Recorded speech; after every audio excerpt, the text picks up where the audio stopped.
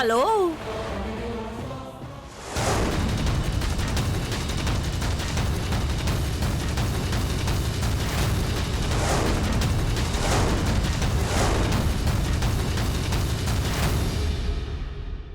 ఎక్కడికి ఎగేసుకుంటూ వెళ్తున్నావు? మమ్మల్ని ఆపాలని నువ్వెన్ని ప్రయత్నాలు చేసినా చివరికి ధర్మమే గెలిచింది. నీ కళ్ల ముందే నాయుడు బావని ఇంటికి తీసుకెళ్తాను చూడు. అవునా? సరే, లాయర్తో స్టేషన్కి వచ్చావు సరే, మరి టైంకి రాలేదేంటి? అది చూసుకో ముందు. కోర్టు తలుపులు మూసే టైం ఇది. మీకోసం తలుపులు బార్లా తెరిచి బెయిల్ తీసుకోమని ఏమి ఎదురు చూడు. ఈ రాత్రికి నీ ముద్దుల మొగుడు ఇక్కడే కటకటాల వెనక ఇదిగో ఇలా దోమలతో కాపురం చేయాల్సిందే.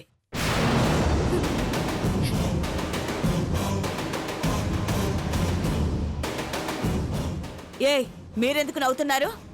ఒకసారి స్టేషన్ లోపలికి వెళ్ళి చూడండి. చూస్తే లోపల ఆల్రెడీ మా బాస్ బెయిల్ తీసుకొని వచ్చారు. నేను స్నేహ గారిని ఇక్కడికి తీసుకురావడానికి వచ్చాను.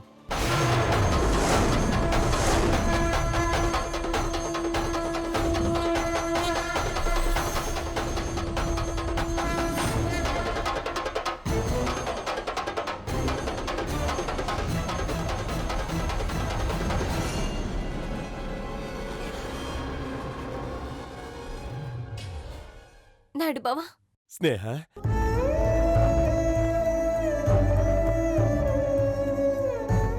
చాలా థ్యాంక్స్ లాయర్ గారు. సమయానికి దేవుళ్ళ వచ్చి ఆదుకున్నారు. దేవుడు నేను కాదమ్మా, ఈయన.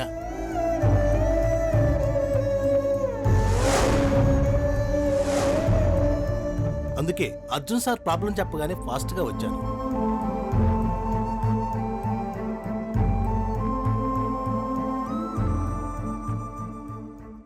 కిస్సయ్య గారు, వాడికి బెయిల్ రాదన్నారు. రేపు కోర్టు అట్నుంచట్టే జైలు అన్నారు. ఇప్పుడేంటి ఇదంతా? లాయర్ని స్టేషన్ దాకా మీరు ఎందుకు రానిచ్చారు? నువ్వేం బాధపడక స్నేహ, బెయిల్ ఇచ్చేద్దే. జడ్జి గారు కూడా చాలా వేగంగా బెయిల్ ఇచ్చారమ్మా. మీరు హ్యాపీగా ఇంటికి వెళ్ళండి, కోర్టులో నేను చూసుకుంటాను. థ్యాంక్స్ అండి. నువ్వేం చేస్తావో నాకు తెలీదు. ఎంత డబ్బైనా ఇస్తాను. వాడి పోలీస్ స్టేషన్ దాటకూడదు. అలాగే మేడం. నాయుడు బావా, పద. వెళ్ళండి వెళ్ళండి. ఇప్పుడు తప్పించుకున్నా కోర్టులో తప్పించుకోలేరు.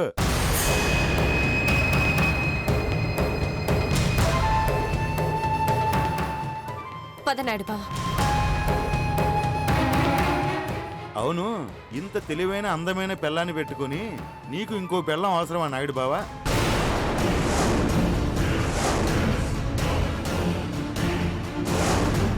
సార్, అతను కావాలని రెచ్చగొడుతున్నాడండి. వెళ్ళిపోదాం పదండి. ఆగండి లాయర్ గారు, కంగారు ఎందుకు? నా క్వశ్చన్స్కి ఆన్సర్ చెప్పనివ్వండి. నువ్వు ఇంకేమన్నా చెప్పాలా? ఇంకేమన్నా అబద్ధం చెప్పాలనుకుంటే చెప్పేయి. నేను చూడాలనుకుంటున్నాను నన్ను మోసం చేయడానికి నువ్వు ఎంత నీచానికి దిగజారగలవు అని. ఎందుకు ఆలియా, ఎందుకు నువ్వు ఇలా చేసావు?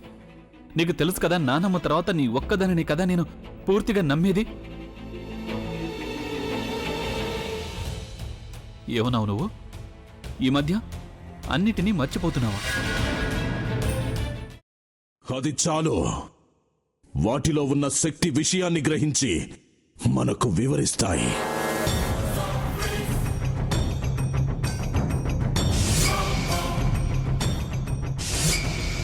ఎవరు ఆ దండ విప్పొద్దు, గది తలుపులు తెరవద్దు.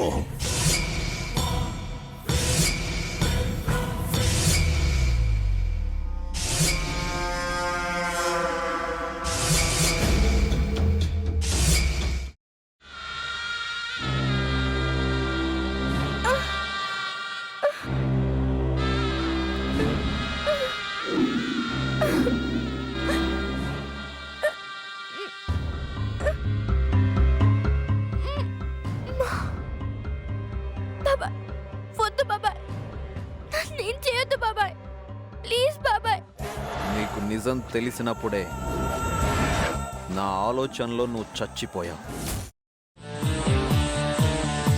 అబ్బా ప్లీజ్ కొంచెం తినండి ప్లీజ్. భీమారావు గారు మీరా? ఇగో మీరా కాదు సక్కుబాయ్. అవును, మీ పనామే లేచిపోయిందని చెప్పి కంప్లైంట్ ఇచ్చినావు కదా.